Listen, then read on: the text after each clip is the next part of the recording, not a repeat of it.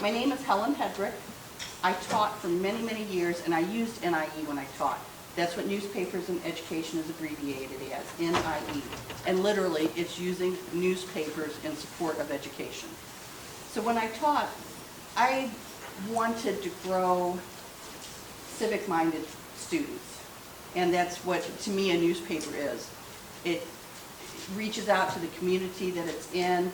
It brings stories about the people who are running the community, the people that would like to run it, how it's being run.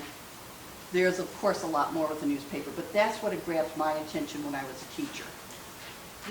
Much has been said and written on the utility of newspapers, but one principal advantage which might be derived from these publications has been neglected.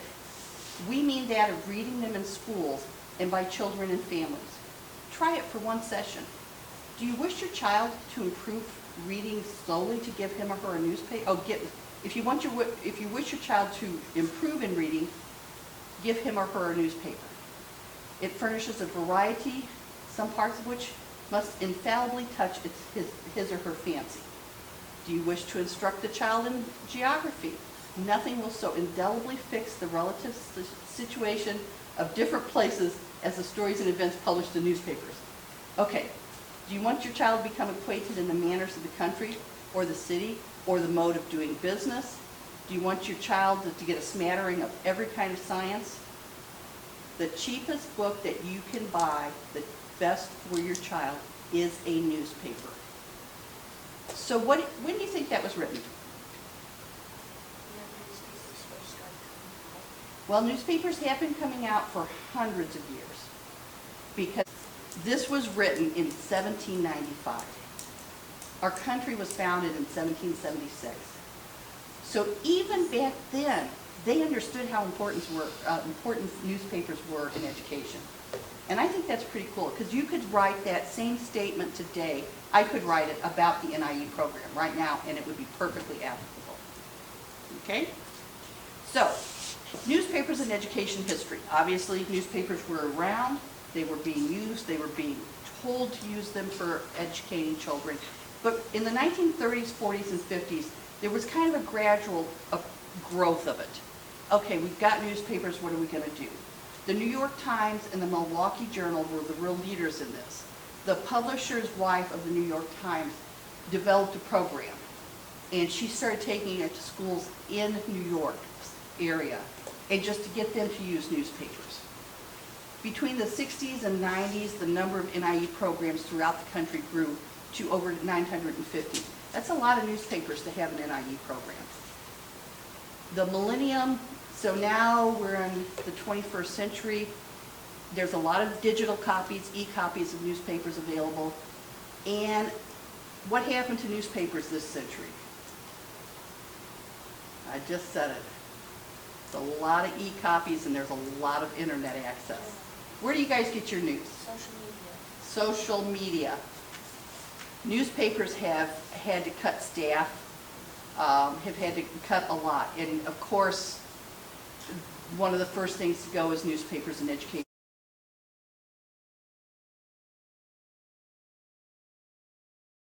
So why would a newspaper want an NIE program? What's the most important thing a newspaper needs? No, they need readers. And studies have shown that if you teach a child to read a newspaper while they're young, that child will grow up to be an adult and will probably continue reading the newspaper. So NIE is to help grow future readers. Now, that's a very bottom line aspect of it. Of course, they also do it because it's the right thing. You know, we need to get kids learning and reading. It improves public and community relations. And by that I mean, so if there's a business, do you guys remember the solar eclipse just a few years ago? Yes. Well, that was huge, especially for the state of Missouri. We had a great view all across our state. We actually did an NIE feature on it, and we got support from some local businesses. Eyeglass doctors, because they didn't want you looking right at the solar eclipse because it was going to hurt your eyes. I kind of it wasn't the right thing to do. But yet, so You can improve community relations within the town, the community, and the newspaper with newspapers and education by working together. It improves circulation, and circulation is the king and queen of the business. You gotta have readers or you don't have a newspaper. And it increases it because if newspapers are buying if schools are buying the newspapers, that's an increase in circulation. Now, the schools don't pay what the average person does. It is a pretty deeply discounted amount of money charged to schools, but still they'll pay. And there's also, we sometimes run special sections or tabs, and that can bring increased readership for that particular run. So increased readership, again, is increased circulation, which is increased money. Important. Okay, so you know what the benefit to the newspapers is. What is the benefit to the schools and the students? Have you ever read the news any way you get it, and seen a word that you did not understand? What did you do? Looked it up. Looked it up, or you used the context clues to figure it out, right? Yes, it increases vocabulary. Using your newspaper increases vocabulary. It sharpens thinking skills. So you ran across this word, you didn't know what it meant, you read the sentence to figure out, see if you could figure it out, or you looked it up. All thinking skills, okay? It increases your motivation. You see something that you have not done or tried or heard of, and you think, I could possibly do that. So it gives you some motivation there. And of course, I've told you this is huge for me. Prepares students to participate in their democracy and gets them active, engaged citizens. Have you guys ever heard of the First Amendment? Mm-hmm. What is in it? Freedom of speech, freedom of press, freedom of assembly, freedom of religion, freedom of... I think there's one more, okay. So yes, freedom of There's another speech. G one. Yeah, speech. Petition, I think. Religion. Press. Assembly. Petition. And petition for redress. If you think you've been wronged by your government, you can ask your government to check that. Yes, freedom of the press is huge, and all those other four are huge in our country. So that is something very important to me, as you can tell. I'm pretty passionate about that. Okay, it also gives teachers an idea of some new teaching techniques. So I've got this newspaper, what am I going to do with it? How am I going to use it? Do you ever see ads in newspapers? Mm-hmm. Yes. Do you know you can use that as a math problem? So you can have the students measure the ad, side to side angle, figure out the area, the circumference, all kinds of things just from an ad. They can take the ad and they can do math about that. If it's before Thanksgiving, have them plan a Thanksgiving dinner based on the ads. How much is that going to cost for their family? Everybody's answer would be a little different because everybody eats a little bit different, and there's more or less family members. But you can use that just creatively like that. All kinds of things. Teachers will see that and learn. Okay, you can improve relationships with the students' families. Now that one you're going to think, why? Why does me reading the newspaper at school help me with my families? Because when you've read that newspaper and you've measured angles and you've got the circumference of a circle and you've found all the word blends on the front page, you can take that newspaper home to your family and they can read it. You can talk about the stories. You can point out what you learned. You can point out what the most interesting thing of the day was. So newspapers can increase family time together. Okay, local businesses, they want future employees. And they want employees who are smart, who can think, who can read, and a newspaper helps provide that for them. And believe it or not, on your state standardized test that you'll be taking, April is generally testing month. If you've read the newspaper, it actually helps you. It improves your test scores, and that has been proven by several studies. Okay? So, now specifically, what does the Missouri Press Foundation NIE program do? Content. content, content, content. We have over 1,000 pieces of content available for newspapers to use, and it grows every month. This one is just an example. We have a column called Book Buzz. Book Buzz is 3 books selected by someone, an author, it could be a teacher, and they review it. It's one book is for preschool, you can tell that's the top one. One's for middle schoolish, and then the last one's for high school. And that's something that we publish every month. Available for any newspaper to download and put in theirs for free. That's the other thing, Missouri Press does not charge. So we have all this 1,000 pieces of content plus. So I'm telling you all this about what NIE does, but you don't really understand because you've not seen it. I'm going to correct that in a minute. But I will tell you we cover every discipline and pretty much every grade level. Do you know what the average reading level of an American is?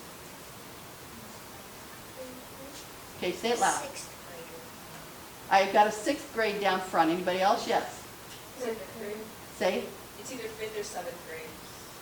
You're right homing in on it. It's between 5th and 6th grade. That's the average reading level of an American. Our literacy rate is behind 127 other countries, which is appalling. So we cover every discipline and we cover every age to try to engage them. We also have, do you guys know what a tab is in relation to a newspaper? I didn't think you probably would at this stage. It's just an insert that's like a book made out of newsprint, all on the same topic. So we have some tabs and we have features. But we cover everything. So here we have one celebrating the Bill of Rights. You knew that was coming because you know how I feel about civic education. We have something about farmers markets and something about the First Ladies of America. A lot of different topics. If you want to know about the journalism pioneers in Missouri, we have that. Joseph Pulitzer, my mind's a complete blank, I can picture his face. Anyway, we've got like 9 of them. We've got a Travel Missouri, so you can plan where you want to go this summer. Just features on all kinds of topics. But that's generally what they look like. They're colorful, they're ready, camera ready it's called. All the publisher has to do is download it, find a spot in his newspaper or her newspaper that it fits and plug it in. And it's free. Here's our Great American Eclipse, all about STEM, science, technology, engineering, and math. We also cover songbirds of Missouri. I picked this one because I like goldfinches. I think they're pretty. World War II, World War I. World War I ended in 1917. So in 2017, we did a 100th anniversary about it. We also have career paths. Are you interested in being in the health career? We've got stuff for you. We've got stuff, a lot of different career path ones. Okay, I said I couldn't teach you about journalism, but I can teach you about news literacy, which I think goes back to journalism, because if the journalist has done a good job, the news literacy is there. So this was in the Post-Dispatch, and they allowed us to use it. Any newspaper, again, in the country can teach their readers how to evaluate a story, how to decide whether it is valid or fake news, which really they're not. Trust us on that. But so I can kind of teach you about journalism if you just look it up. Serial stories. Any idea what that is? Is that what you read while you're eating breakfast in the morning? No, no. It's like a chapter book, except it's in the newspaper. We have 13 years worth of them. They're written specifically for the NIE program, and they come accompanied with a teaching guide. So the teacher generally will read 1 week at a time, 8 chapters, 8 weeks, and then assign the kids the activities in the teaching guide. So some of ours, this one, the one this year is Mr. Eads Bridge. If any of you were from St. Louis, you'd know about the Eads Bridge. It was one of the first bridges built across the Mississippi River in the St. Louis area by a famous St. Louisan. but he had to overcome a lot of science, technology, engineering, and math problems to do it, which, as we know, is STEM. So that's what this year's is. The one on your left is Cully. Believe it or not, K-A-L-I is pronounced Cully. It is the polar bear at the St. Louis Zoo, and it's the story of his life, how he came to live at the St. Louis Zoo. That one's pretty interesting too. The middle one, is it an old one or a new one? Old. There's no color. The style just looks different, right? But it's still a good story. So that's just an example of 3 of ours.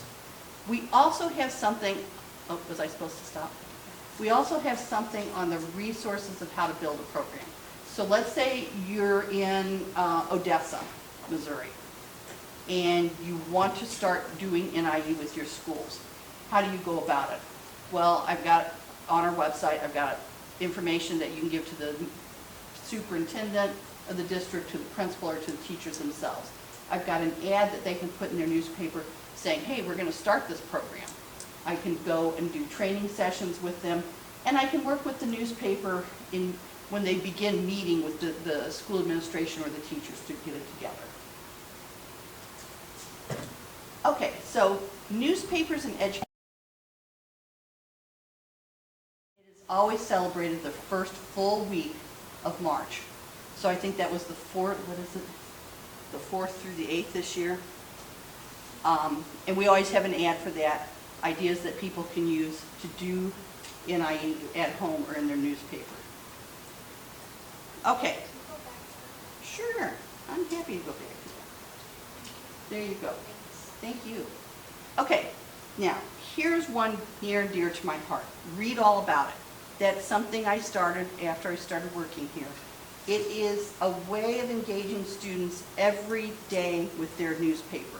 Now, if you guys are mostly from Kansas City, that's a every day of the week paper. Most of those 230 newspapers in Missouri are weeklies, in that they come out once a week. But you can still use that newspaper for a whole week with activities I've designed. I have an activity for every day of the school year, except, you know, every school year is different depending on what school you attend. So I generally go from August 15th to May 15th. And it's across all disciplines and grade levels. Here is an example of what it looks like. Monday the 11th is, I can't read that. Who can read any of these? Go ahead. Do you want me to do Monday the 11th? Yeah, go do Monday the 11th. A beat is the subject area that a reporter is That's right. assigned to cover. What beat would you want to cover? And I picked that specifically because you guys are journalists, interested in journalism. So what beat would you guys like to cover? There's the crime beat, there's the sports beat, there's kind of like an events beat, what's going on in your town, the political beat, all kinds of them. Any ideas? Nobody's got that nailed down yet? Yes. Crime. That's where a lot of people start, and it is very interesting. So I can see where the crime beat would be, to me, that would be the most interesting place to go. That and the politics. Politics can fit some people, but like, Politics can get kind of dicey, can't it? yeah, Yes. like that's a big people's opinions too. Yes, yes. But so that would be someone for your age, an activity for your age. Think about the beats, look them up, and decide what you want. But an activity which is probably not on this one, but that a primary school teacher could do, is have them look at the front page and find all the word blends. Pick out all the pronouns, the adverbs, the adjectives, etc. That's something that they could do every day to engage in their newspaper. Because if you get them young, what happens when they're older?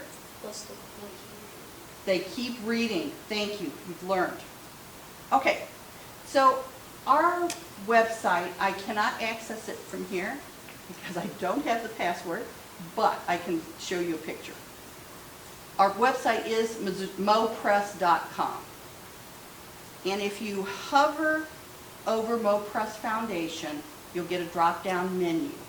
The drop-down menu shows newspapers and education, and then you'll slide over to those. We have a calendar. So I have, every year, the committee, we work together and decide what we want to feature in the coming year for each month. And so you go to the calendar and you look what's coming up in March, April, May, and then it will pause for the summer and then it'll start again in August. But I usually put August up in July so teachers have time to plan. But there is a calendar that you can go to. Then we have serial stories. Well, I told you what those were.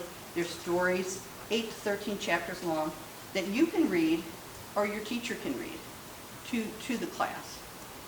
Classroom features, those were all those ads I showed you, and we do have them on many, many topics. And if you go to that page, you would see how many of those topics are. Now, surprisingly enough, you guys can access them by yourself. We ask you to go in, put your name, what organization you represent. You would put your school, what city you're in, and you can download these and read them yourself if you wish. The book columns, which are interesting. And if we miss a month putting it up, if it's not available like the week before the month ends, I hear about it. Grants, that's not that we're going to give you money. That's actually that if you want to work with us on a grant, we will be happy to do it. Internet links, those are just to other programs or to places to find content. And then the last are resources to build a program. That's going to teach a publisher how to build a program for that newspaper. So that is it for me. Oh, well, no, it's not, as a matter of fact. It's a good thing I clicked. So, what can you do for newspapers and education? How many of you have ever used that program? Ever? No, none would be my guess. Not one of you. Okay. Do you think it would be valuable to be in your schools? How many of you have younger siblings, cousins? Okay. Do you think it would be valuable for them to be exposed to newspapers and education? Advocate for the use of it. It is a good program.